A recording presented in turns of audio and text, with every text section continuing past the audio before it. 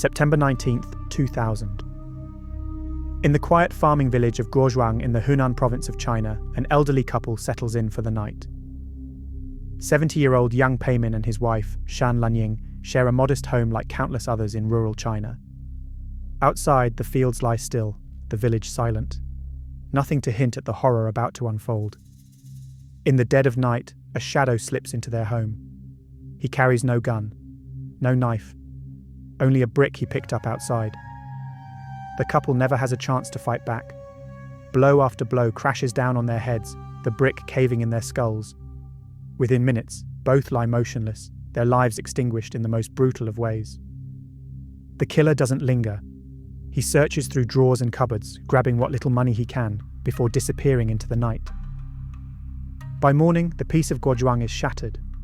Neighbours gather in disbelief, struggling to understand how such violence could reach their quiet community.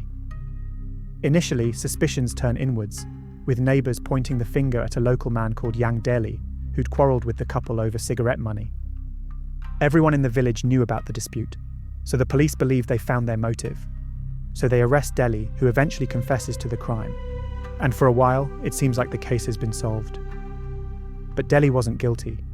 His false confession had been coerced under torture, and the case against him would eventually be dropped, though not before destroying his life.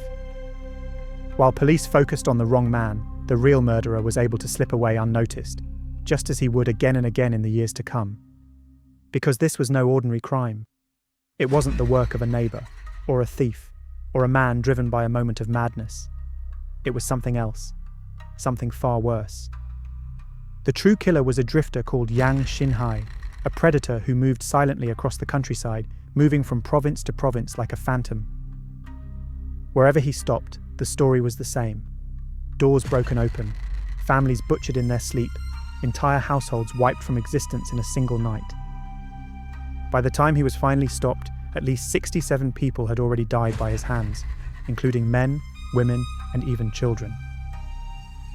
This is the story of Yang Xinhai, the most prolific serial killer in the history of the People's Republic of China. Or as the public and the press came to know him, the monster killer.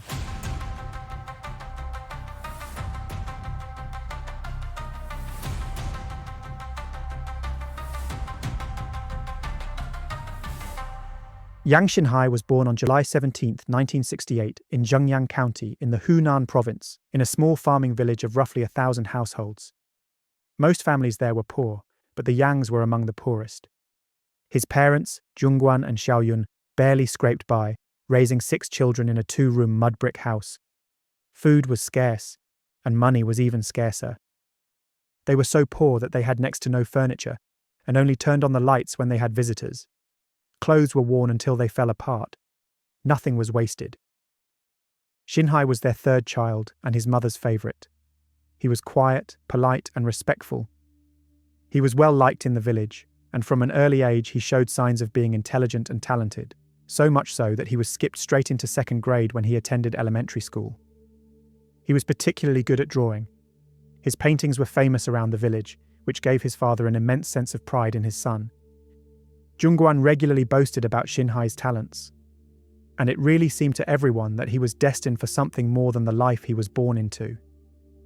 That idea seemed to be proven true when he became the only one of his siblings, and even on his entire street, to make it into high school. But the school was more than 10 miles away from his home, meaning he had to board there. His poverty became a constant point of humiliation for him. All of his clothes were tattered hand-me-downs from his older brothers, and his family couldn't afford to support him or to even feed him properly. They'd had to borrow money just to pay his initial expenses to get into the school. They had nothing left to give him. While his classmates traded meal tickets for hot food, Xinhai's father dropped off small bags of grain once a month for him to cook. But it was never enough, so he was forced to scavenge for wild greens and the occasional potato to fill his stomach. His parents couldn't afford to keep up with his school fees, so instead several of his teachers quietly covered them, seeing his potential and wanting to help support him. But the shame of his situation ate at him. He grew isolated and withdrawn, and he began to resent all of his classmates, growing angry at the unfairness of the cards life had seemingly handed him. And it wasn't long before his grades began to collapse. He spent much of his time filling cheap exercise books with stories and scraps of invented worlds, places he called things like Plato Heights, and his writing was far darker than anyone had realized at the time. Murder, mutilation, mayhem. In the spring of 1985, the humiliation became too much for him, and he dropped out of school. He had asked his father for more food, but when he arrived with it, he discovered Xinhai hadn't been seen for weeks. At 17 years old, he'd abandoned everything and just walked away from his life. Instead of returning home to his village, Xinhai drifted across China. He worked menial jobs to support himself, taking whatever he could find. Coal mines, construction sites, restaurants. But his employers often underpaid him, sometimes refusing to pay him at all. He rarely stayed in one place for long. As the years went by, he cut ties with his family, barely contacting them at all as he slipped from one province to the next, travelling by foot or by bicycle. All the while, his anger, resentment, and bitterness towards the whole world continued to fester. He later claimed he was treated with contempt everywhere he went, and nobody ever showed him any respect. Finally, after working shifts in a restaurant and receiving no pay, he snapped. He stole items from the kitchen and sold them, determined to get what he was owed. But that moment changed everything for him. He realized that crime, that stealing, paid faster, paid more, and was far easier than all the hard labor he'd been doing. And not only that, it gave him a way to get back at the world that he believed had wronged him. So he stopped working dead-end jobs and made theft his new way of life. But by 1988, the law caught up with him. He was arrested for pickpocketing in Xi'an and sentenced to 2 years at a labor camp for what authorities called re-education.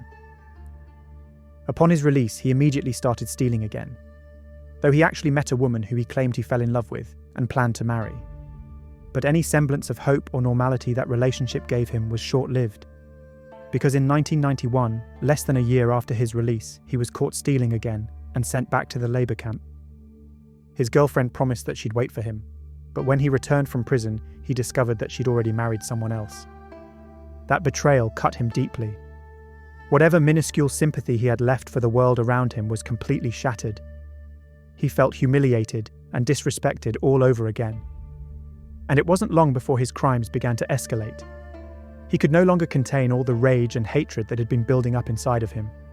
And by 1996, he finally let it all out and attacked a woman in Zhejiang in Hunan, attempting to sexually assault her.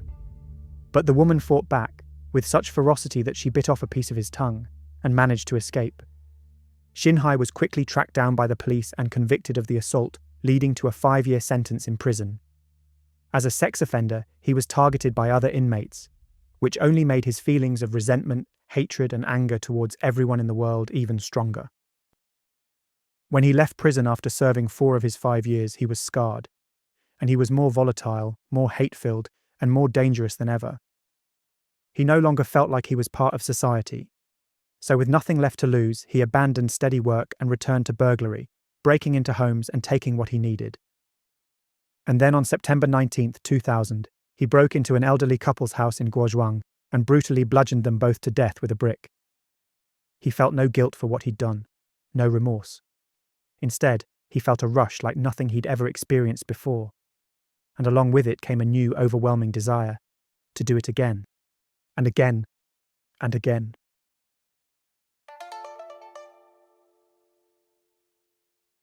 Just weeks after he committed his first murders, Xinhai struck again. On October 1st, 2000, he travelled hundreds of miles from Hunan to Anhui province and broke into the home of 63-year-old Qi Junying. Her 2 grandchildren, 7-year-old Zhang Yatao and 12-year-old Zhang Yateng, were staying with her that night. But that didn't deter Xinhai. When the bodies were discovered, the scene was horrific. A hole had been smashed into Junying's forehead with an iron rod. She had been so badly beaten that her jaw was split open, exposing her teeth. Yatao had been strangled with rope and stabbed in the neck as he lay in his bed. And Yateng was found naked with a hole smashed into her skull and signs that she had been sexually assaulted, most likely after she was already dead. Police would later claim Xinhai had spotted Yateng during the day and targeted the house to attack her, and that Junying had been killed when she tried to stop him and intervene. But at the time, he wasn't even on anyone's radar. He was a drifter with no fixed address. The police didn't even know he existed.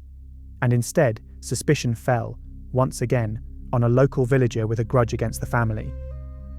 The villager, Chujiku, was detained and interrogated for days, even beaten by the police, who hoped to force a confession out of him. In the end, with no evidence against him, he confessed to a number of thefts instead. He was then charged with possession of an illegal firearm after an old hunting rifle was found in his home, and he was sentenced to a year of re-education through labour. Despite the lack of proof, villagers whispered that Jiku was the monster who had killed Junying and her grandchildren. His entire family was shunned. It would take years and DNA evidence for police to finally clear him. By then, the damage to his life and his family's reputation was already done. Both attacks followed the same pattern: an intruder sneaking into a home in the dead of night and killing everyone inside by beating in their skulls until they'd been crushed. But at the time, no connection between the two attacks was made. They had taken place in different provinces, hundreds of miles apart. And as far as the police were concerned, both were the acts of local men who had existing conflicts with the victims. Within less than 2 weeks, Xinhai had murdered 5 people, including 2 children. But then, for almost a year, there was silence. There were no new attacks, no new bodies discovered. But any hope that he regretted what he'd done and was going to stop would have been misplaced. Because really, Xinhai was just biding his time, surviving off petty theft, refining his methods, and keeping himself invisible as he drifted from province to province. And when he resurfaced in 2001, his violence would escalate to new levels of cruelty.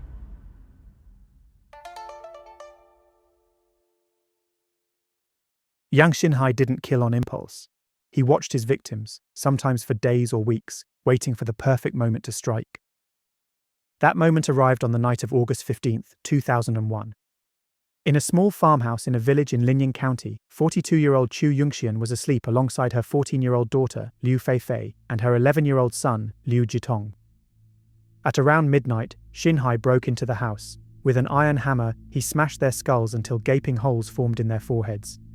Before he left, he assaulted Feifei's body and stole around 100 yuan in cash. The family were discovered by the children's grandmother. Her screams drew the village out to the farmhouse, and it wasn't long before police flooded the area, convinced the killer had to be someone nearby. Like with the previous attacks, police immediately assumed the killer would be a local who had a personal issue with the family. Though unlike those cases, there was no clear scapegoat to blame the murders on. So they questioned every man in the village, taking blood samples and fingerprints to compare to evidence collected from the house.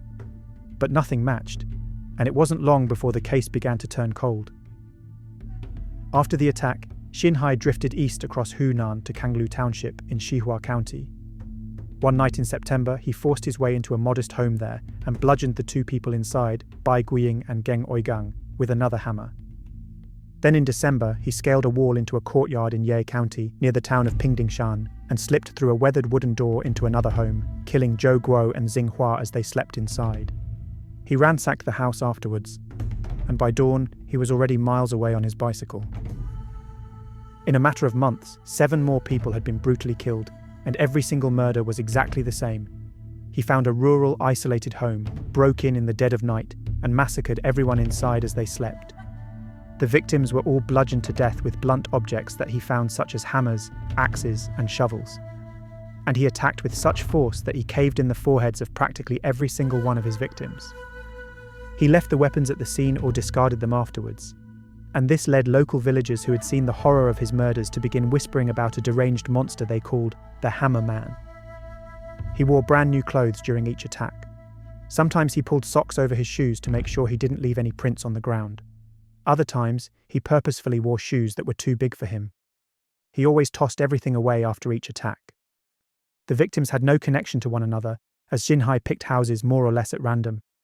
He would cycle around the country until he found a suitable target, and then instantly move on after the murders. He never lingered in the area, and was rarely ever even seen entering or leaving a village. He was essentially a ghost.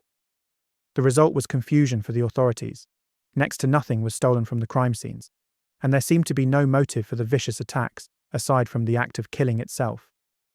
But with the attacks scattered across different jurisdictions, handled by different police departments, nobody connected the dots. Nobody realized they were dealing with a single monstrous killer. At least, not yet. And because of the way crime is reported in China, there were no news stories about the attacks. Nothing for the villagers to see and realize there was a pattern. As we saw in the red dress killer case, crimes are normally only reported by Chinese news stations after the case has been solved and an arrest has been made. And sadly, this meant nobody, not the police, not the public, was even aware of Xinhai. And nobody was able to stop him from continuing his rampage into 2002, which was about to become his bloodiest year yet.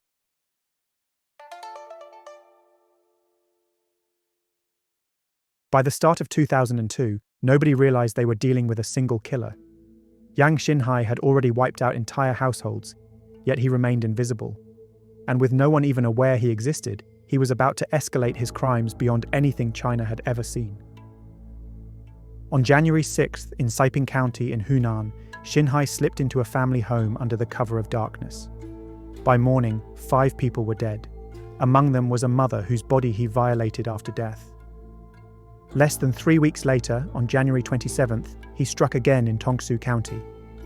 3 more people were killed, and once again, a young mother, just 32 years old, was sexually assaulted post-mortem. In June and July, 2 more families were annihilated, 4 people in Joku and another 4 in Nanyang, including several children as young as 12.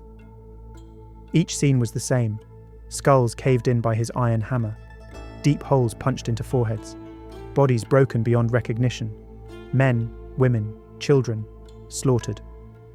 Almost every woman and girl, regardless of age, was assaulted, usually after death. By autumn, Xinhai was no longer waiting months between his attacks. He was moving constantly, drifting from one village to the next, and wherever he stopped, households were wiped from existence. On October 22nd, in Jiahu village in Xiping County, a farmer called Fang Chunhe and his 6-year-old daughter, Fang Junli, were killed in their sleep. His wife, Wu Qinghua, was also attacked. She was pregnant at the time, and although she survived, she suffered catastrophic head injuries and lost her baby. As you might expect by now, the investigating police initially insisted the murderer had to be someone who lived nearby in the surrounding villages. They launched door-to-door sweeps and even took palm prints and fingerprints from thousands of men within a 5-kilometer radius, but none of that brought them any closer to stopping Xinhai. Part of the reason detectives seemed to always assume it was a local man who had committed the murders was because of the unusual locations the crimes took place in. Xinhai always targeted remote villages, with poor access. There was no trace of anyone arriving or leaving, because he either walked or cycled vast distances and remained hidden in the shadows until he attacked.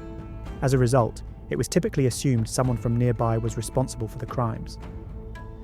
Just 2 weeks later, on November 8th, he struck again. This time in Gaoli village in Shanghai County. 4 members of the Sun family were slaughtered, with a 5th victim surviving with devastating injuries. Every woman he encountered that night was assaulted. 8 days after that, he had moved into Weishi County.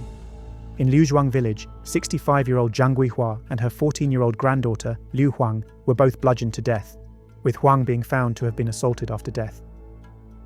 And then only 3 days later, on November 19th, Zhang Kanzhong and Jia Tini were killed in their beds in Shiguai village in Linying County, their skulls smashed in until their foreheads collapsed inward.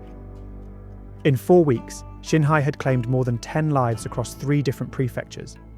Every crime scene was practically identical, and with such relentless frequency, the authorities finally began to connect the dots and realized that these were not isolated incidents involving neighborhood disputes. The detectives from Xiping, Linying, and Shanghai began comparing notes on these new cases and almost immediately realized that they were the work of a single serial killer. So the Henan Provincial Public Security Bureau convened a meeting and formed a new task force. They called it the 815 Series Murder Investigation, named after the earlier massacre in Linying the previous year. The profile they built was narrow. They believed the killer was a drifter, a man aged between 25 and 40 from a poor background, with a history of burglary, robbery, or sexual assault. But the forensic picture was thin. Xinhai had gone to great lengths to cover his tracks. Alongside wearing socks over his shoes, and shoes that were too big, he wore gloves to avoid leaving prints. He discarded his weapons after each attack, with various hammers being found at crime scenes. He even ejaculated into cloths to avoid leaving viable semen samples. Most of the time, only trace evidence remained. The odd hair, a smear of blood, a partial footprint. It wasn't much, but now that the detectives had finally begun to compare files, they realized these fragments all belonged to the same man. They just needed a match. So they pulled fingerprint cards from more than 30,000 ex-prisoners, and they collected blood samples from recently released labor camp inmates, and when those men couldn't be found, from their parents. But nothing matched the traces from the scenes. Somehow, even though Xinhai fit the profile perfectly, he wasn't identified at this stage. And because of that, he remained free to keep on killing.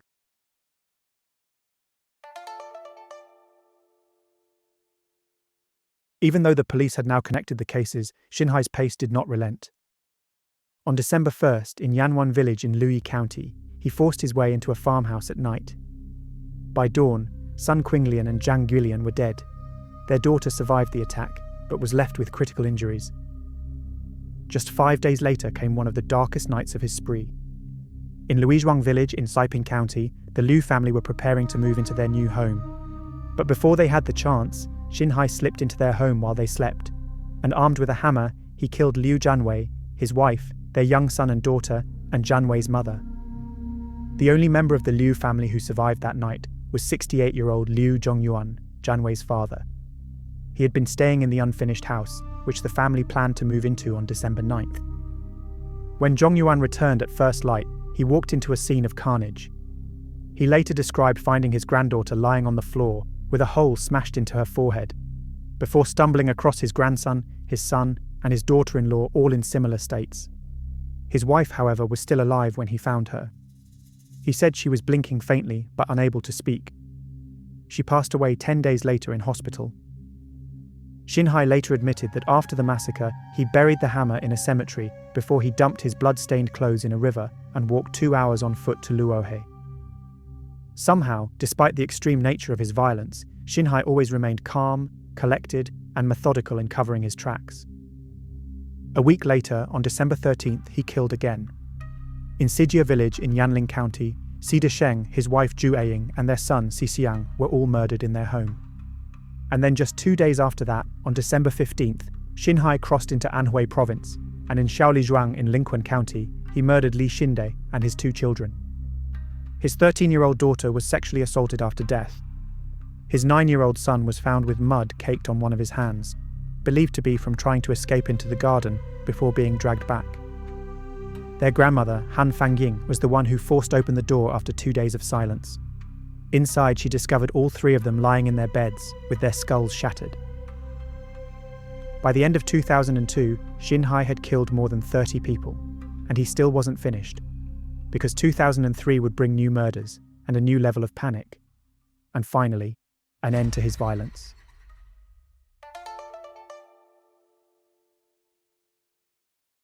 By the turn of 2003, the task force had a profile, but not a name. Fear in rural villages was intense. Communities organised night patrols, keeping watch over households. Even if the press wasn't allowed to cover the case, it was an open secret that a ruthless serial killer was attacking rural households and butchering families. A monster killer. The police even began handing out leaflets containing details of their profile in various villages. But they didn't stick them on walls or publish the information in the news out of fear of both spooking their killer and spooking the wider Chinese public. They even offered substantial rewards for help identifying their phantom. According to the police, public tips flooded in. Sometimes they received more than 100 reports in a single month at just one single township station. But despite all of this, Xinhai continued killing. On February 5th, in Kuzhuang Township in Jiangcheng County, he slipped through a door after midnight, and by morning, 3 more people were dead. Once again, they'd all had their foreheads smashed in, and a woman had been sexually assaulted. A 4th victim was left barely alive. 13 days later, on February 18th, 4 more people were killed in an attack in Qiying Township in Xihua County, with 2 women having been assaulted. However, this attack occurred close to a township seat rather than in a remote village, which caused the investigators to worry that their killer was about to change up his tactics and make it even more difficult to identify him or predict his next move. Then on March 23rd, he claimed another 4 lives and sexually assaulted another woman in Chengguan Town in Minquan County. And again, it was not an isolated rural location like they'd seen in the past. By now, the attacks almost felt procedural to the investigators. A neighbour or relative would walk into a house and find an entire family bludgeoned to death, with their foreheads smashed open by a hammer or similar weapon left at the scene. There'd only be trace evidence left behind: socked prints or different-sized shoe prints, partial smears of blood or partial fingerprints. No semen, despite women having been assaulted, almost always after death. Men, women, children, nobody spared, aside from the occasional victim who somehow survived their horrific bludgeoning.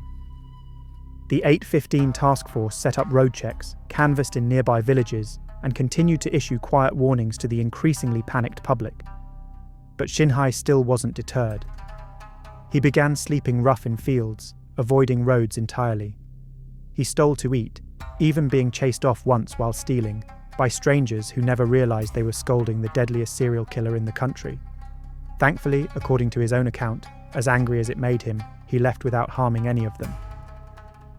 Then on April 2nd, he crossed into Shandong. In Sanlijai village, he scaled a wall and broke into the house of a newlywed couple. Li Yongning and Chen Mangyun had only been married for 100 days, and Mangyun was 3 months pregnant. Xinhai brutally murdered them both, caving in their skulls. But then there was silence. Through late spring and early summer, there were no new attacks. And then came August 5th. That night, in Lidao village in the Hebei province, he stole an axe from a neighbouring house and used it to kill Sun Shengjun, his wife Li Jishu, and their 15-year-old daughter, Sun Yuanyuan. He left the axe at the door as he left, tossing his gloves on the ground beside it. Just 3 days later, he killed again. In a village near the city of Shijiazhuang, he wiped out all 5 members of the Wei family, Wei Xianzeng, Fan Yuhua, and their 3 children, Yuji, Yuhui, and Yubind. In 26 separate attacks across 4 provinces, Xinhai had murdered at least 67 people, with several others left severely injured and many of the victims having been sexually assaulted. And by this point, the authorities were growing desperate. With police across all 4 provinces now sharing information, they generated a massive list of potential suspects. Because they were confident their killer was a drifter who'd already spent time in prison, they were sure he would be somewhere on someone's system. For the first time, Yang Xinhai appeared among their suspects. They were particularly interested in anyone with a criminal record who was often away from home. When Xinhai's village was canvassed, his father, Yang Zhongguan, admitted his son hadn't been back in years. That made him a clear match to the profile. So they took Zhongguan's blood to compare with their trace samples from the scenes.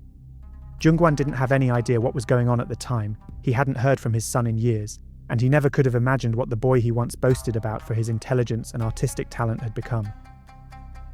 But the forensic results were inconclusive. They couldn't confirm Xinhai as their killer, but they couldn't rule him out either. Meanwhile, Xinhai himself kept drifting north, slipping between checkpoints, hiding among Hebei's market towns. By this point, he was officially the deadliest serial killer in modern Chinese history. But in the end, it wouldn't be forensics or police work that caught him. It would be luck. Pure chance. Nothing more than Xinhai being in the wrong place at the wrong time.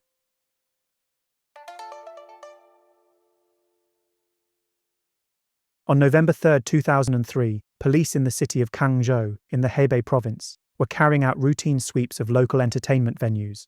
They were looking for petty crime, gambling, theft, loiterers, that sort of stuff. Among the people they questioned was a thin, restless man with no identification on him. He had been sleeping in public baths and wandering the streets, and something just felt off about him to the officers. Some reports claim that he tried to flee from the officers, and when they caught up with him, they found a small knife in his pocket and around 500 yuan. Either way, the officers decided to arrest him and bring him in for questioning. They'd been told to look out for any drifters acting unusually, and this man unquestionably fit this profile. When asked his name, the man gave it without hesitation: Yang Xinhai. Confident, it seemed, that police had nothing to tie him to his crimes. What he didn't know was that his name was already on the suspect list circulated across the nation by the 815 task force. So in custody, samples of Xinhai's blood and hair were taken, alongside his fingerprints. And when they were compared to the fragments and trace evidence gathered from many of the 26 crime scenes, they were found to be a perfect match. The investigators had no doubt. The man sitting before them was the serial killer they had been chasing for years. The monster killer. But when confronted, Xinhai simply smirked and said, "If there's evidence, I'll admit it. If not, don't try to scare me." When the investigators revealed to him that they'd matched his samples to those found at several of the crime scenes, Xinhai still didn't admit to it though. Instead, he shrugged it off by saying, "DNA is science, right? 99% accurate. Maybe I'm the 1%. But eventually, he began to talk. And although they were aware of many of his crimes, they hadn't actually connected all of the cases from earlier on to the current murder spree, some of which locals were still in prison being blamed for. But the details Xinhai gave to them cast away any doubt that he was responsible. He told them exact dates and times of every crime he committed.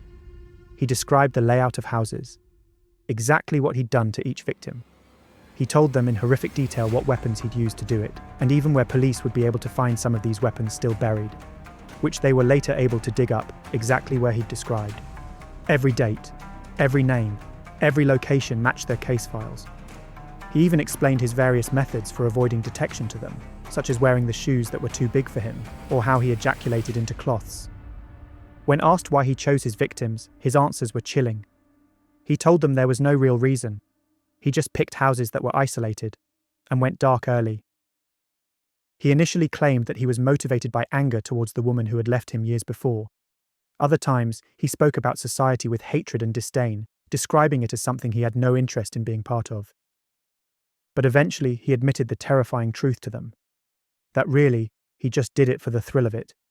He enjoyed killing, and each time he did it, it only increased his desire to do it again. While he was awaiting trial, he even told fellow inmates that killing was ordinary and nothing special when they'd asked him why he'd killed so many people. His guards later noted how warm he was toward them, which I find weirdly unsettling. They claim he thanked them profusely for food or for something as simple as clean clothes, telling them, "No one had ever treated me like that." I don't have any sympathy for the man, but you've got to admit there's something profoundly sad about that. While in custody, doctors also confirmed that Xinhai had contracted HIV, likely from one of his victims. Police never revealed when this had happened, or whether any survivors may have been infected.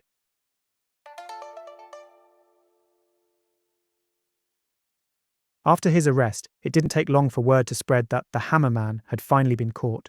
Police even travelled to rural villages to announce the news themselves, hoping to end the fear and paranoia that had gripped the countryside. In one village, officers set off firecrackers in an empty field to signal the arrest. That's how Han Fangying, who'd once opened her son's door to find him murdered alongside her 2 grandchildren, first heard the news. Within weeks of his arrest, the ban on reporting was lifted, and as a result, Xinhai's face appeared on the front page of newspapers across the country. They called him the Monster of Hunan, or more simply, the Monster Killer. When his brother, Xinhai, saw one of the papers, he rushed back to Zhengyang County, but his village was already swarming with reporters. That was how the Yang family learned the truth, that Xinhai had murdered 67 people in the most brutal ways imaginable. His father, Zhongguan, asked to see his son, to ask him why he'd done it, but he was just told that Xinhai did not want to see him. So everything he learned about his son's murders came second-hand from the reporters surrounding his home.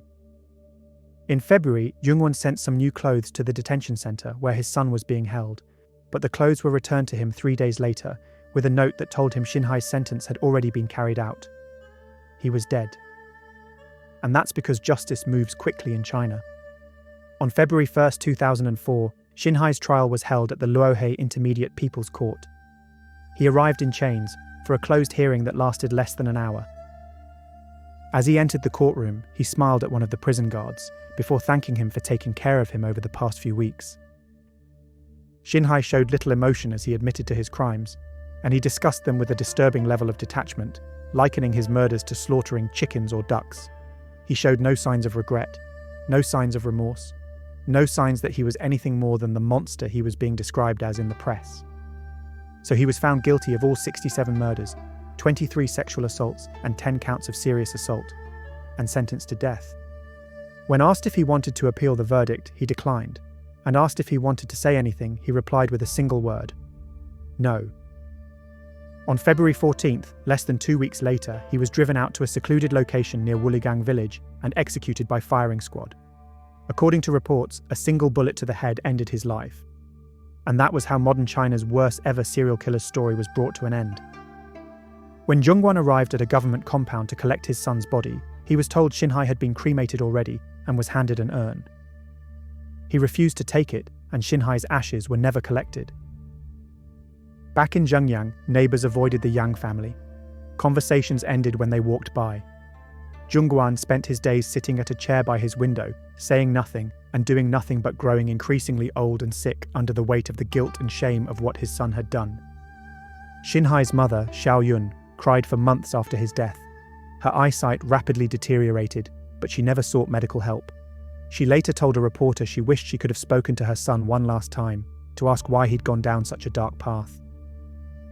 The family survived by scavenging for food to eat and for scrap to sell from rubbish pits.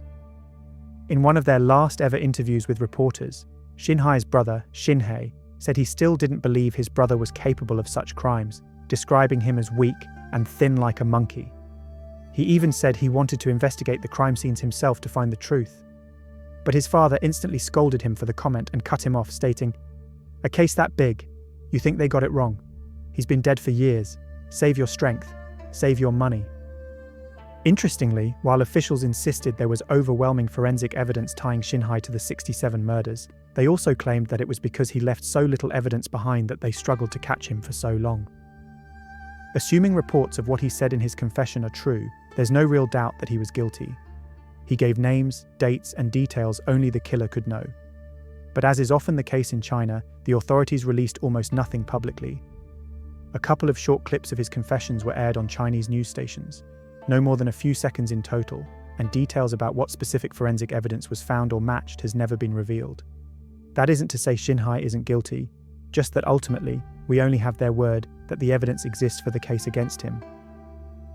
As with the Red Dress Killer case we recently explored, by not allowing the press to publish any information about the case until it had been solved, the authorities prevented people from knowing the danger they were in, and from being able to take basic precautions that may have saved their lives, or to even have reported sightings of Xinhai over the years in the villages where he struck. For months, Han Fangying slept with the lights on in her home, as I imagine many others around the country did as well. But eventually she built up the courage to turn them back off and to face the darkness once again. Yang Xinhai the man has been dead for more than 20 years at this point. But Yang Xinhai the monster killer, that shadow's never really gone away.